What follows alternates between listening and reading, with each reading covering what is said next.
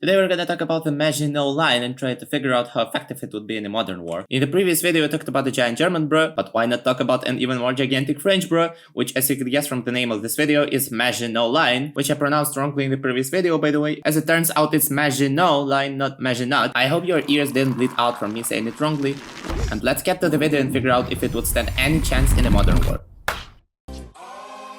And as Putin did in his infamous interview with Tucker Carlson, let's start from the Mongol Empire times. Well, actually even further, from the times of China when it was called Qin Empire and didn't like Mongols so much that they spent over 2000 years building a giant fucking wall against them. And I have no idea what French high staff had in their heads when they were making the decision to build another Great Wall of China, but I'm goddamn sure that the word high stands there for not what we think it does. At least not only for that. So after the World War I, France decided that static defense is the meta now, and came to the decision to build one to protect itself from angry Germans who lost the World War I and wanted revenge.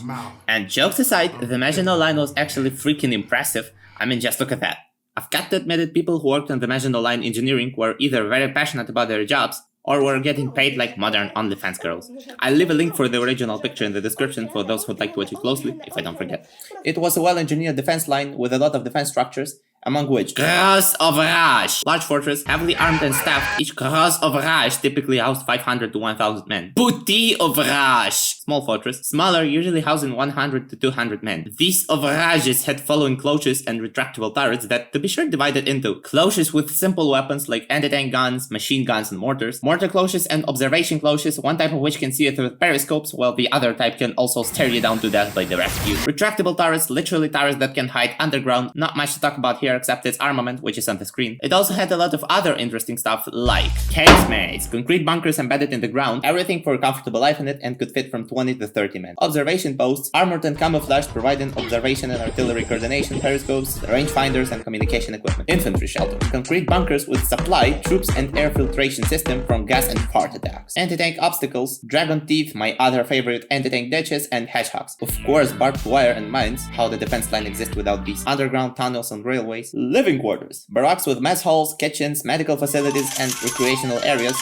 heated and ventilated living space to sustain troops for extended periods. And diesel generators and water supply, I think you can guess what for. Okay, so now that we got through almost all the details of this 450-kilometer defense line that costed over 3 fucking billion defense, 3 billion French francs, which is about this of today's dollars. Of course, for Americans, it's about 7,649,075 Glock 17 Gen 3. And now let's imagine ourselves as German High Command. We're not high like the French, and we look at the front line and you have to develop an attack plan. You might ask, why the fuck is border with Belgium not covered? Well, friends believe that this area was impassable. Like, bro, there's no way you're passing here. It's a very deep forest.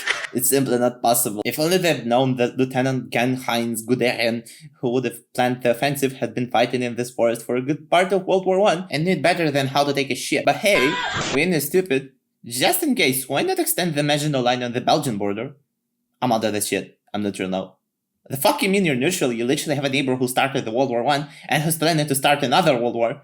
Oh, Germans attack. How come so? Bro, I told you. I fucking told you it would happen. How the fuck did you expect your neutrality to help you in case of a war? So, yeah, the problem was not in the Maginot Line itself. Actually, if it had been extended on the whole French border, it would have probably either not been penetrated, or penetrated but with such casualties that Germans would break through and capitulate because they just lost the whole army trying to break through the defense line. And even though the concept of the Maginot Line was already outdated because it was like a dam, it all looked gigantic and powerful until a single leak happens and the whole dam gets fucked up.